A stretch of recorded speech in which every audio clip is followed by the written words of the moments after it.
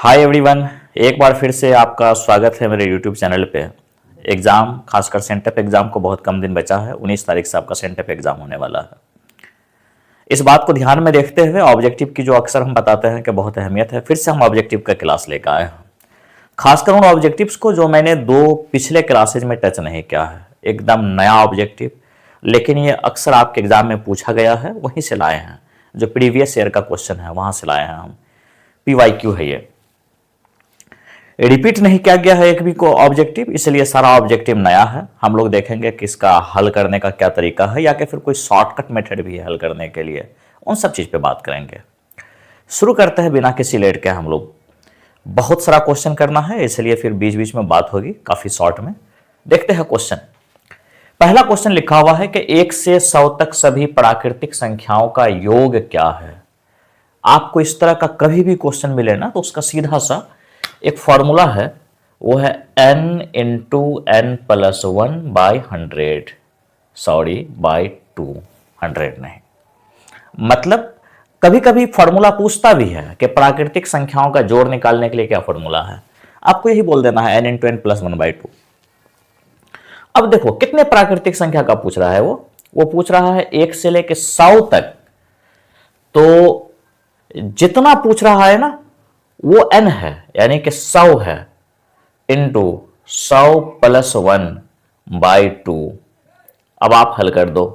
100 है, या काट दो इसे, 2 को 50 बार पढ़े 100, 50 इंटू 100 में 1 जोड़ दिए 101, ये हो गया 5 इकाई 5, 500, 5 इकाई 5, साथ में ये जीरो छोड़ दिए हुए थे वो जीरो, 50 50, ये है ना। काफी सिंपल। तो यहां से हम लोग दो बात सीखे। एक बात तो यह सीखे कि अगर हमसे फॉर्मूला पूछता तो डायरेक्ट हो जाता n into n plus 1 by 2, और फिर प्राकृतिक संख्याओं का जोड़ पूछ रहा है तो हम लोग करेंगे कि उतना गुने उसमें एक बढ़ा के जोड़ देंगे, यानी एक जोड़ देंगे बट्टे में 2, हो जाएगा ये। ठीक। अब चलते हैं हम लोग असंभव घटनाओं की प्रायिकता क्या होती है, इसके बारे में थोड़ा सा डिटेल बात करते हैं। ये आप नोट कर लेंगे पॉज करके, जगह मेरा थोड़ा बन जाएगा। असंभव घटनाओं की प्रायिकता क्या होती है, इस पे बात कीजिए। एक बात तो यह है कि घटना कितने प्रकार की होती है, पहले ये बात देख लेते हैं।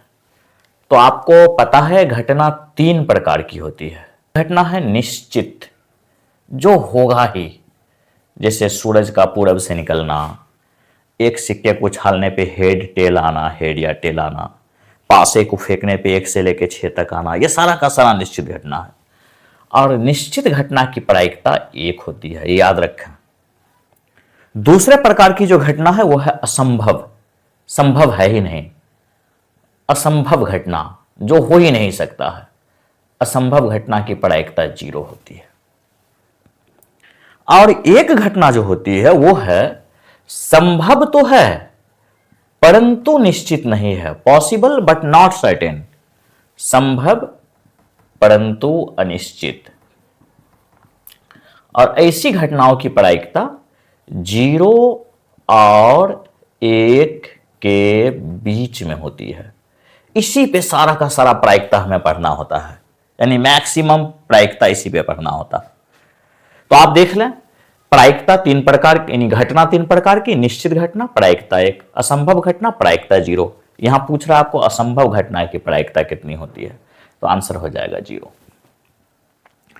मुझे याद है कि किसी इसमें देखे थे हम, एक लतीफा के तौर पे, एक जापानी और एक अमेरिका और एक अमेरिकन और एक हिंदुस्तानी, ये तीनों गप दे रहे थे।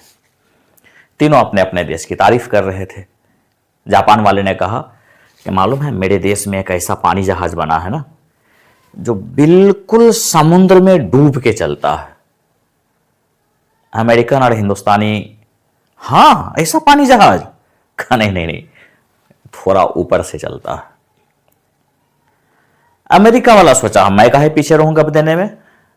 अमेरिका वाला बोलता है मेरे देश में ऐसा हवाई जहाज बना है ना, जो पूरी तरह से आसमान में सट के उड़ता है।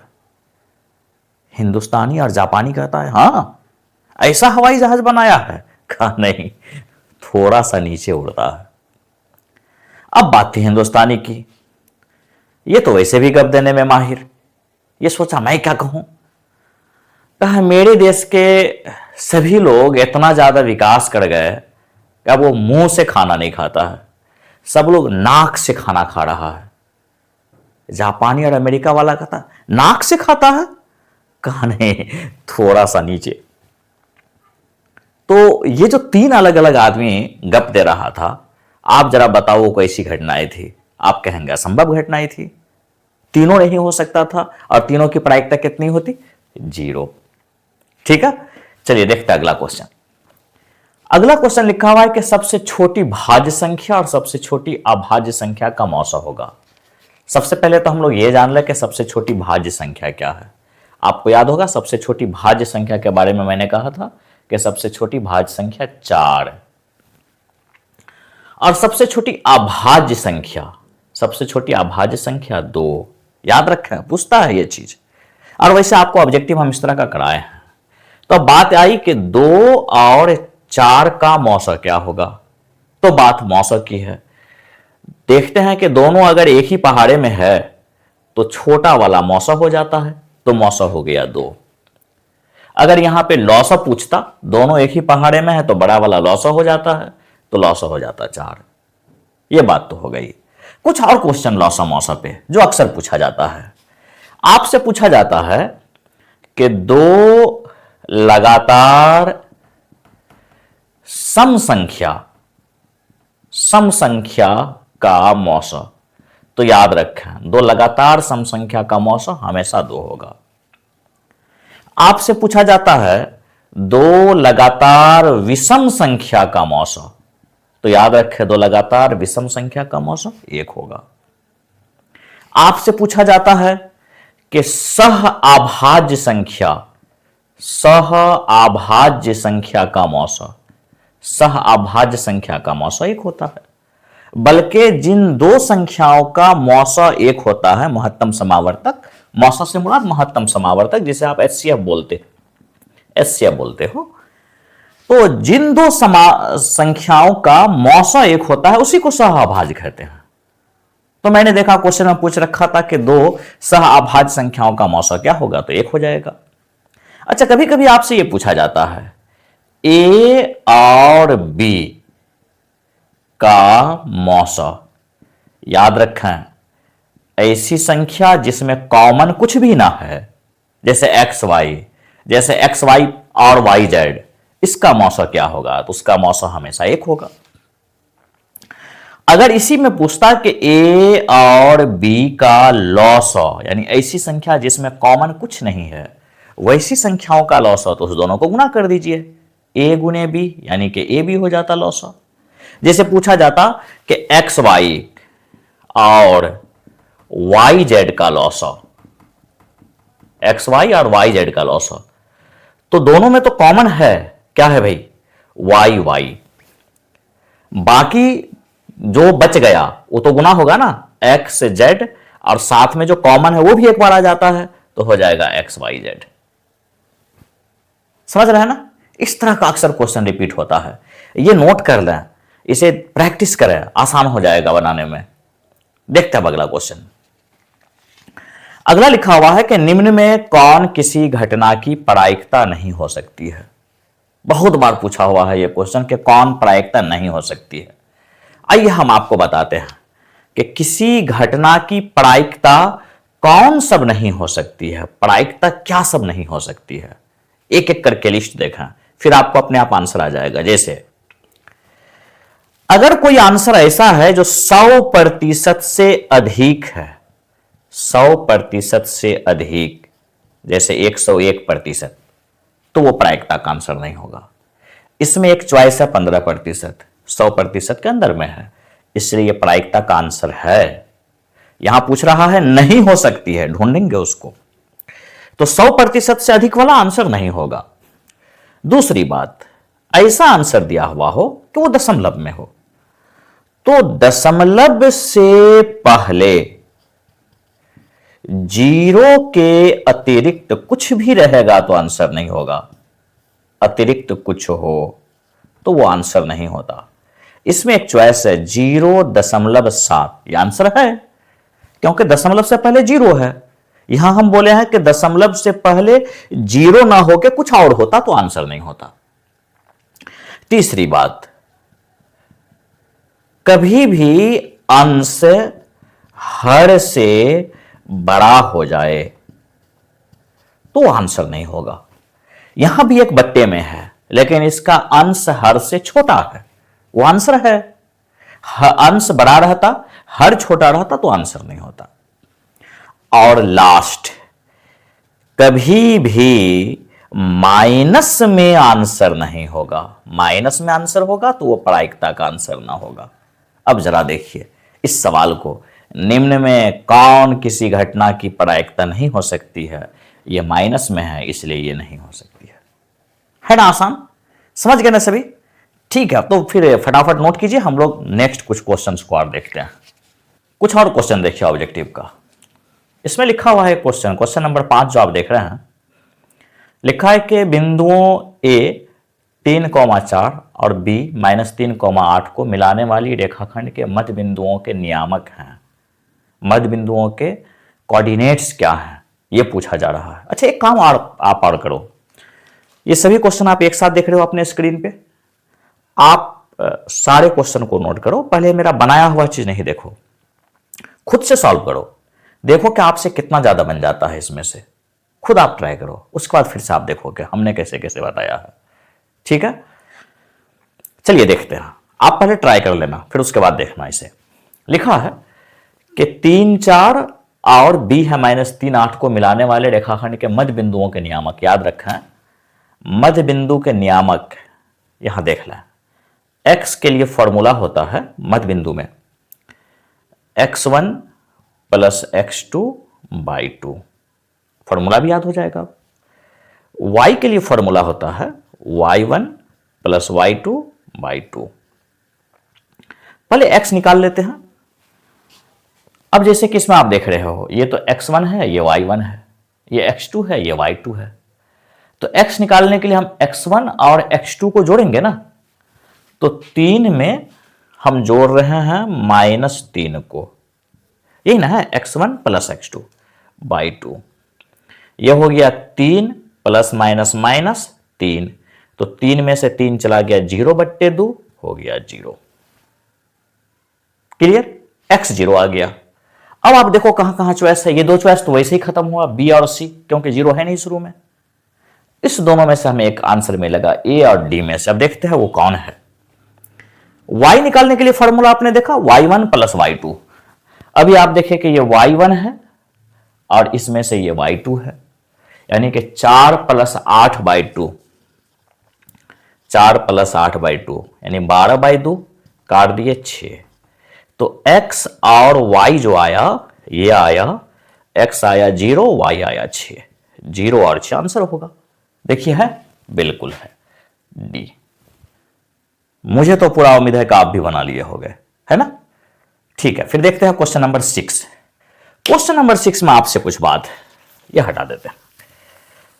क्वेश्चन नंबर 6 में आपसे क्या बात है, वो ये है कि 2, 10 और 20 के लॉसो और मौसो का अनुपात।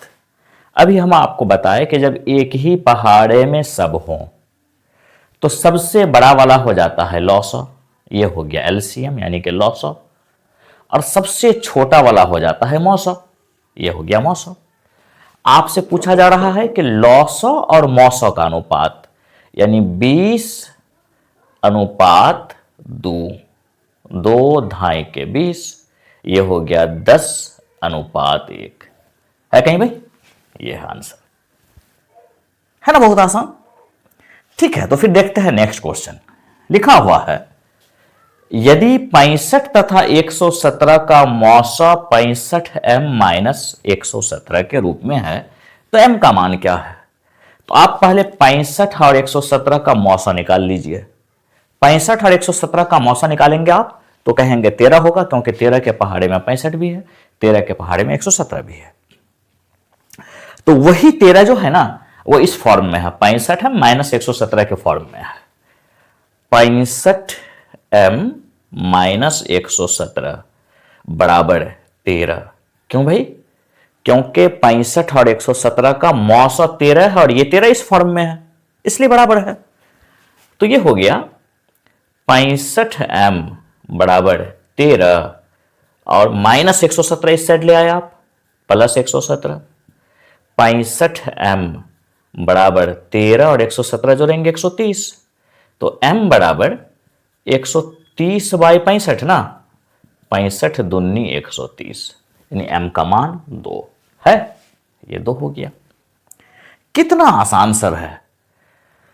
इस सवाल पे हम पहले डिस्कस कर चुके हैं। एक बात और बोल दें कि यदि दो समरूप त्रिभुजों के संगत भुजाओं में 3-4 का अनुपात है तो उनके परिमापों का क्या अनुपात होगा। हम अक्सर बोला करते थे कि जो भुजा का अनुपात होगा वही परिमाप का अनुपात होगा, यानी कि 3:4। हाँ, यहां पूछता कि भुजाओं का अनुपात यह है, उनके क्षेत्रफलों का क्या अनुपात होगा। यहां पे अगर क्षेत्रफल रहता तो हम आपको अक्सर बोले हैं कि भुजा के अनुपात का आप स्क्वायर कर दीजिए, यानी 3 × 9 4 × 16, तब ये आंसर हो जाता 9:16। याद रहेगा। अगर भुजा दे रखा है, परिमाप पूछ रहा है तो वही अनुपात हो जाएगा, लेकिन अगर भुजा दे रखा है, क्षेत्रफल पूछ रहा है, तो उसके भुजाओं के अनुपात को स्क्वायर कर देंगे, वो आंसर हो जाएगा।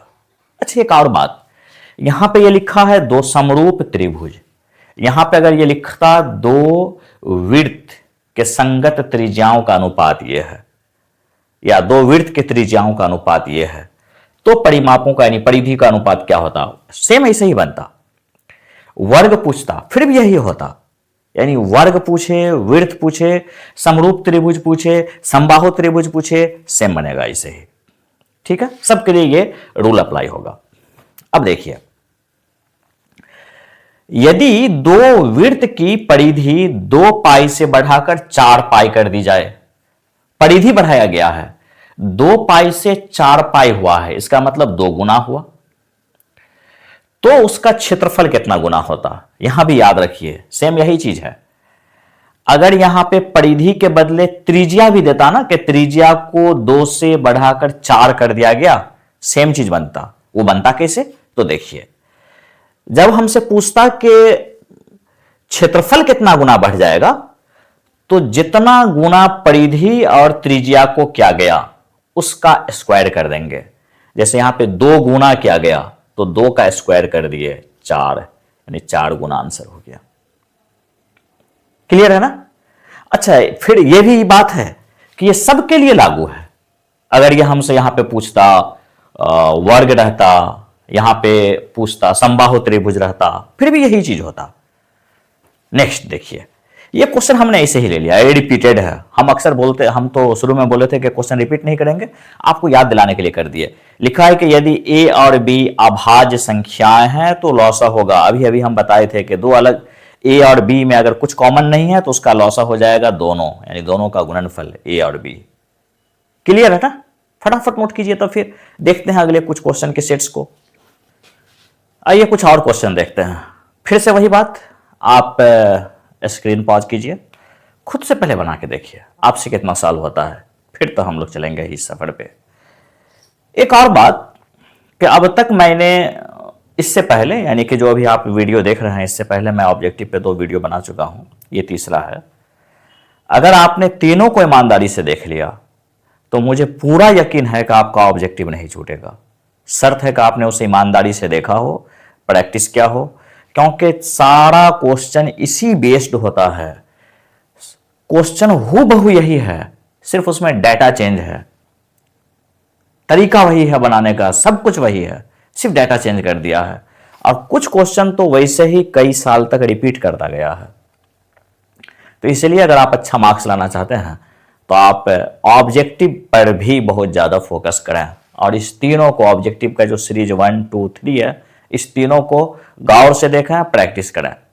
ठीक है, आप बना लिए तो चलते हैं हम लोग क्वेश्चन नंबर 11 से देखने के लिए। क्वेश्चन नंबर 11 कहता है, एक घड़ी के मिनट वाली सुई द्वारा 60 मिनट में बनाया गया कोण है।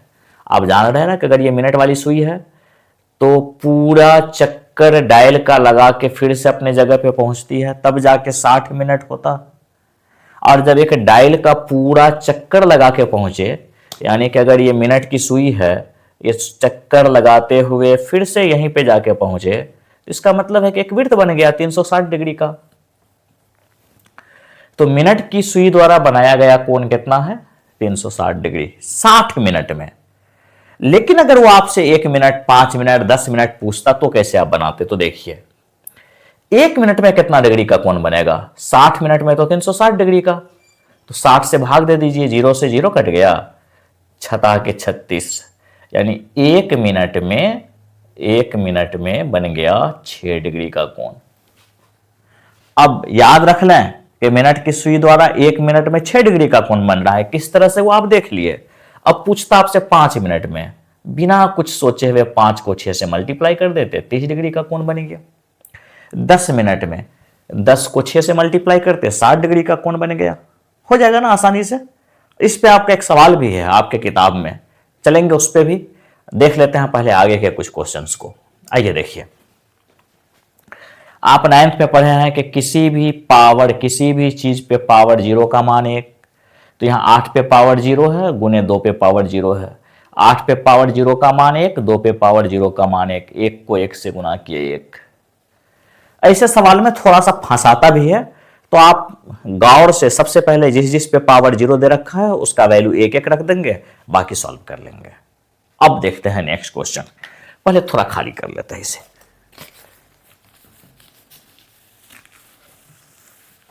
नेक्स्ट क्वेश्चन देखने के लिए सोचिए आप। लिखा है कि π/3 है। पहले हम पाई पे सोचते हैं। पाई जो है ना, पाई खुद अपरिमेय है। और एक बात और याद रखें, पाई का जो वैल्यू 22/7 है, ये परिमेय है। इसमें हम लोग कंफ्यूज होते हैं। पाई खुद अपरिमेय है, पाई का वैल्यू 22/7 परिमेय है।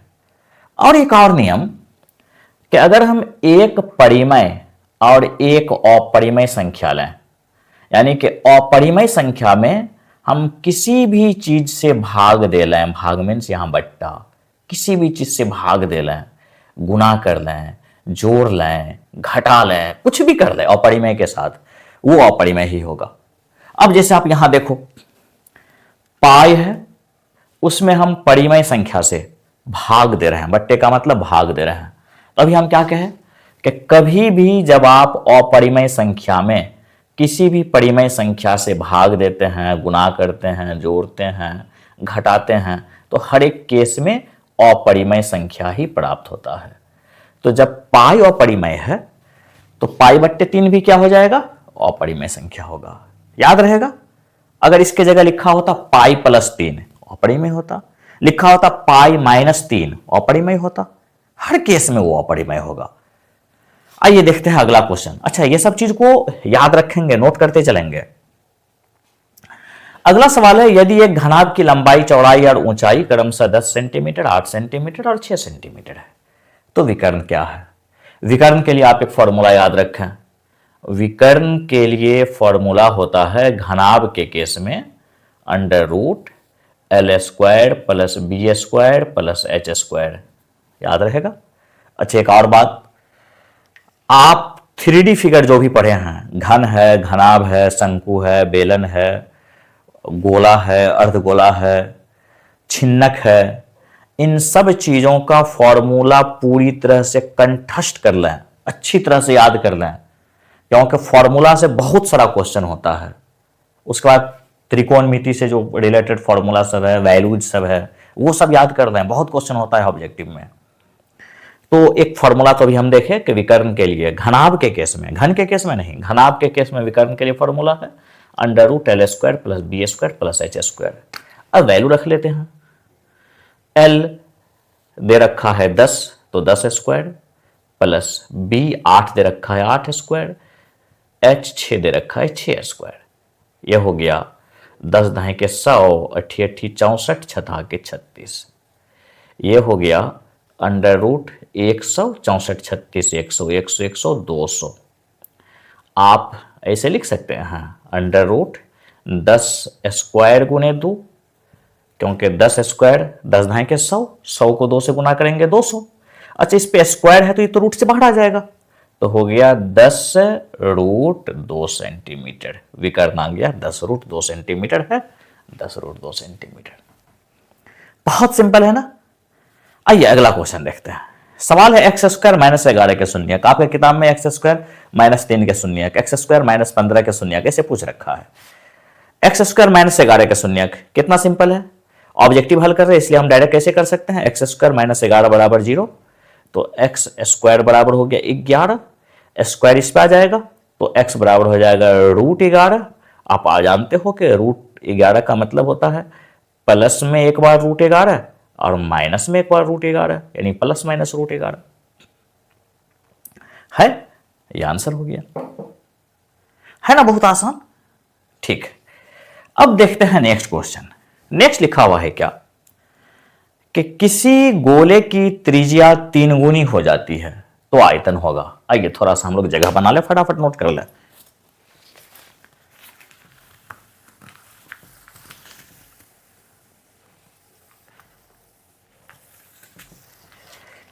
किसी गोले की त्रिज्या 3 गुनी हो जाती है तो आयतन होगा। यहां गोले की जगह में अगर ये घन की भुजा दे रखा होता फिर भी सेम बनता। हम गोले लेके चलते हैं अभी। त्रिज्या 3 गुनी हो जाए तो आयतन होगा। तो जब बात आयतन की होगी तो त्रिज्या का क्यूब कर लेंगे, वही आंसर हो जाएगा।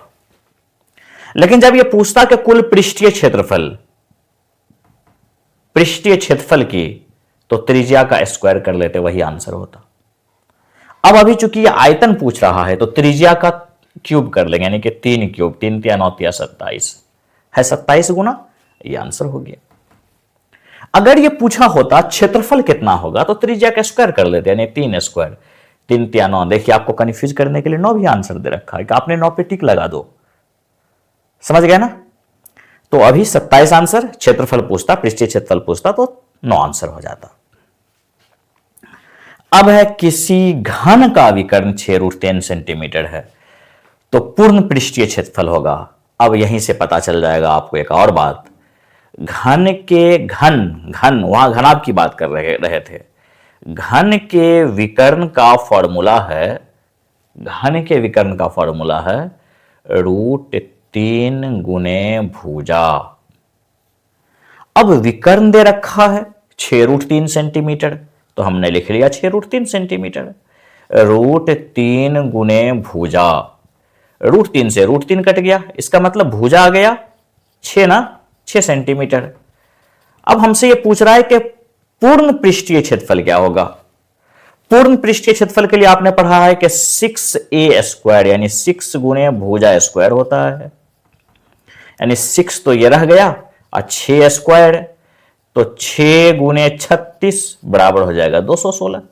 है 216? है तो 216 सेंटीमीटर स्क्वायर।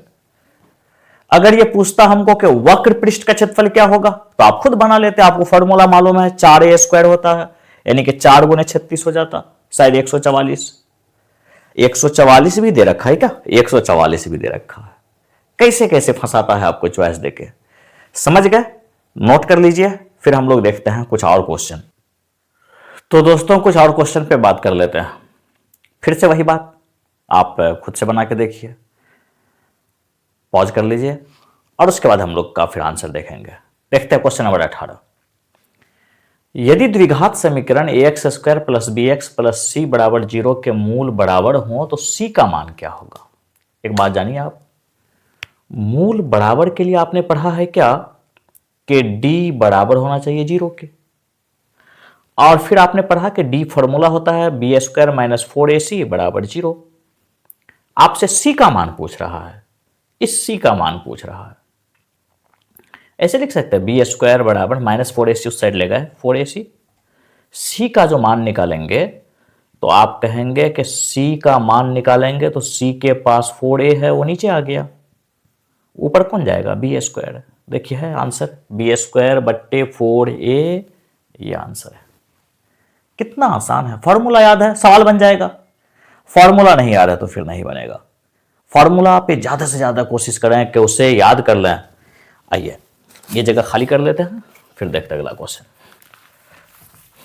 अगला क्वेश्चन है, द्विघात समीकरण 7x² माइनस 12x प्लस 18, यानी इसमें a है 7 है ना भाई, a है 7, b है -12, b है -12 और c है 18 के मूलों के योग और गुणनफल का अनुपात, यानी कि अल्फा प्लस बीटा, यही हुआ मूलों का योग, और गुणनफल यानी अल्फा इंटू बीटा का अनुपात पूछ रहा है। अनुपात मीन्स बट्टा। अल्फा प्लस बीटा के लिए फॉर्मूला आपने पढ़ा -b/a, अल्फा इंटू बीटा के लिए पढ़ा c/a, a से a कट गया, बच गया -b/c। देख लीजिए माइनस तो रहेगा, b है -12 बट्टा c है 18, तो हो गया माइनस माइनस प्लस 12/18, 6 के पहाड़े में दोनों है, 6 दूनी 12, 6 3 18, 2/3 है क्या, 2:3। ये रहा आंसर 2:3। कितना आसान बन रहा है, सिर्फ फॉर्मूला याद हो बन जाएगा। इस सवाल को देखिए, बहुत सारे बच्चे कंफ्यूज होते हैं। अर्धवृत्त की कुल परिमिति, अर्धवृत्त की परिमिति ही लिखने में वो कंफ्यूज कर जाते हैं। अर्धवृत्त की परिमिति आज याद रख लें। अर्धवृत्त की परिमिति के लिए फॉर्मूला होता है पाई आर प्लस 2r, याद रहेगा, पाई आर प्लस 2r। ये मिटा दे भाई, जगह बन जाएगा। अर्धवृत्त की परिमिति पाई आर प्लस 2r, बच्चे पाई आर लिख के छोड़ देते हैं, हो गया। पाई आर वाला भी एक आंसर दिया हुआ है 6 पाई, आप इसमें टिक लगा के आ जाते। तो फॉर्मूला याद रखिए पाई आर प्लस 2r। इसे आप कुछ इस तरह से लिख सकते हैं, पाई प्लस 2 और यहां r। अब इस पे सेट कर लीजिए, पाई प्लस 2 और r का वैल्यू 6 सेंटीमीटर त्रिज्या वाले 6, देखिए तो है कोई, पाई प्लस 2 इंटू 6 सेंटीमीटर, ये है ना, बहुत आसान। ठीक है, तो देख लेते हैं अगला क्वेश्चन। हाँ, अगला क्वेश्चन भी, हालांकि इस पे हमने एक ट्रिक बना रखा है, ट्रिक नहीं शॉर्ट वीडियो में हम इस पे बात कर चुके हैं, फिर से एक बार बोल देते हैं। देखिए, अगर दशमलव के बाद सिस्टम से रिपीट होता और डॉट डॉट होता या नहीं होता, तब जाके ये परिमेय संख्या होता, परिमेय संख्या होता। सिस्टम से रिपीट होने का मुराद क्या है, जैसे 2.13 1 3 1 3 1 3, डॉट डॉट होता फिर भी परिमेय होता, नहीं होता फिर भी परिमेय होता। लेकिन यहां पे क्या है ना कि दशमलव के बाद सिस्टम से रिपीट नहीं हो रहा है, 1 3 1 1 3 1 1 1 3 ऐसे करके रिपीट हो रहा है, और फिर उसके बाद डॉट डॉट भी है। तो यहां पे दो केस है, याद रखें। अगर डॉट डॉट डॉट है और सिस्टम से रिपीट नहीं हो रहा है, मेरी बात को याद रखें, ये बात, डॉट डॉट डॉट है, सिस्टम से रिपीट नहीं हो रहा है, तब जाके ये अपरिमेय है।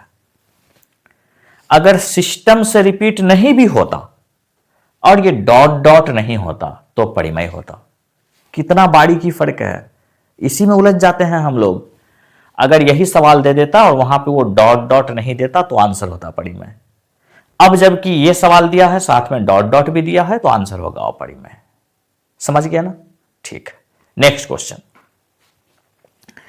किसी घटना ई के लिए पीई प्लस पीई नहीं, यानी कि एक फॉर्मूला है पीई प्लस पी नॉट ई, प्रायिकता पढ़ाएंगे तो उसमें डिटेल बताएंगे। ये फॉर्मूला है पी नॉट ई, यही है नहीं, ये वाला नहीं, इसके लिए फॉर्मूला है बराबर 1। तो फॉर्मूला ही है पीई प्लस पीई नहीं, इसके लिए फॉर्मूला है यहां पे 1। क्लियर हो गया? आज के लिए इतना ही। वीडियो अच्छा लग रहा है तो आप अपने दोस्तों में शेयर करें, 1% भी अगर अच्छा लग रहा है तो आप अपने दोस्तों में शेयर करें, लाइक सब्सक्राइब करें, और कोशिश करें कि ज़्यादा से ज़्यादा प्रैक्टिस करें। और मैं यकीन के साथ ये कह सकता हूं कि अगर आपने इन तीनों सीरीज को जो अगर आपने प्रैक्टिस कर लिया तो आप इसी कमिंग एग्जाम में, जो आपका 19 तारीख से सेंटअप एग्जाम होने वाला है, उसमें मैथ का जो क्वेश्चन होगा तो देखना कि आप इस तीनों सीरीज से पार्ट 1 पार्ट 2 पार्ट 3 से कितना क्वेश्चन आया है। ठीक है, मुझे इजाजत दें, फिर मिलेंगे हम कल नए चीज़ों के साथ।